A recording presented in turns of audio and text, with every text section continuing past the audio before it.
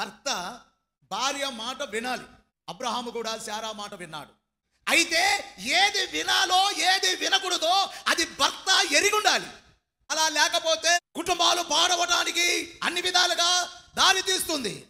వినవలసినది వినాలి, వినకూడనిది వినకూడదు. అంటే భార్యలో అన్ని విధాలుగా మంచి మార్గంలో స్వార్థము లేకుండా ఈయన చెబితే అది వినాలి. 99.5% స్వార్థంగానే మాట్లాడతారు సాధ్యమైనంత ఆడవాళ్ళు. అర ఎందుకో మరి అరలో మీలాంటి వాళ్ళు కొంతమంది ఉంటారు. సహజమైన మాట చెప్తా ఉన్నా.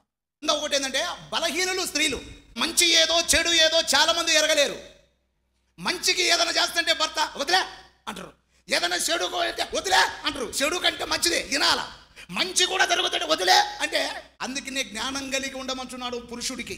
ఏది వినాలో అది వినాలి, ఏది వినకూడదో అది వినకూడదు. మనోళ్ళు అట్ట కాదు, ఏది వినకూడదో అది అయి ఉంటారు, ఏది వినాలో అది వినకూడని వింటారు, సంసారాలు పాడు చేస్తారు. అయ్యా అటు వద్దయ్యా, అయ్యా పోబాకయ్యా, అయ్యా చేయబాకయ్యా, అది తాగొద్దయ్యా, అది వినాలా. ఆ ప్యాకెట్ ఆడొద్దయ్యా, పిల్లలు పాడైపోతారయ్యా, అయ్యా వద్దయ్యా, అది వినాలా.